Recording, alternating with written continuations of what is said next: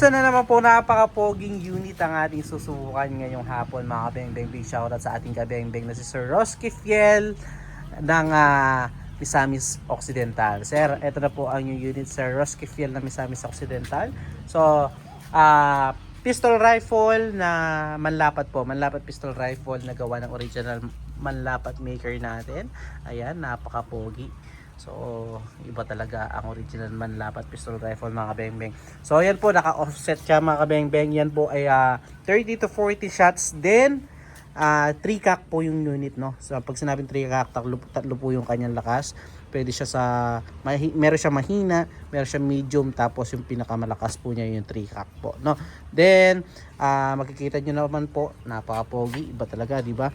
At ang kagandahan ng mga original na manlapat pistol rifle, yung kanilang brace bolt mga beng-beng, ayan, kung makikita nyo, stainless siya, hindi siya aluminum na. Kapag aluminum po kasi sa kakasa, yung railing niya dito ay makikita mo sir, nalulusaw yun dito niya dahil stainless to, matigas, kaya napaka-smooth po pumasok niyan, no? Then yun nga, 30 to 40 shots, naka BSC black powder 4x16x44 at original manlapat silencer na napakalaki po. Ayan. Syempre mga beng-beng, hindi po matatapos yung ating video na hindi natin gino-grouping test yung ating unit, no? So ito po, grouping test na po natin. So ipit lang natin dito sa ating gato. Ayan. So gagamitin natin pellets mga kabeng-beng, mixture pellets po.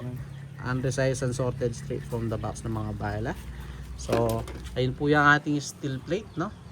Ayun po yung ating steel plate, sir. So pakita ko rin kung paano daw lagyan ng pellet para makita ng ating kabeng-beng. So yan, dito lang po siya ikakasa. Kapag ikakasa po, kailangan itong iangat. Ayan, angat muna, tapos hilahin po natin, no? Ayan, first cock po yun, no? Tapos may second cock at may third cock po para sa pinakamalakas. Dahil medyo malapit lang naman po yung target natin, kahit sa first cock lang tayo ngayon, no?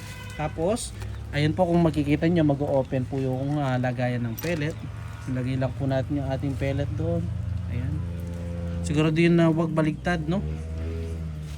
So yun, pasok na natin. Tapos siguro din natin papasok ito doon sa lock niya. Ayan, para hindi siya magbabackfire.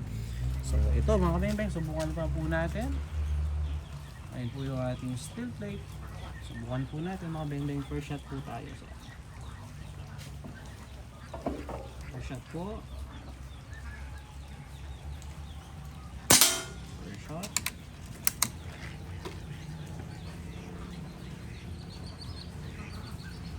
Second shot. Kaganda tumama siya. Pangatlo.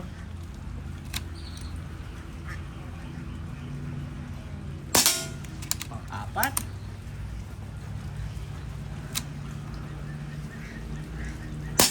At pang-lima. Napakaganda tumama, sir. Halos ayaw po lumaki ng ating groupings. So sir, 5 out of 5. Nakita nyo naman po. So first cock pa lang po yun. Nakita nyo naman po, napakalakas na ng unit. So check natin mga kabeng-beng yung naging groupings niya, no? Ayan po. So 5 out of 5 sir. Nakita nyo naman po, napakaliit lamang ng groupings niya. Pinakamaliit nating daliri, sir. Ayan, cover na cover. So salamat po again mga kabeng-beng. Pahintayin na lang po ang unit Sir Roski Fiel ng Misamis Occidental. Peace out po.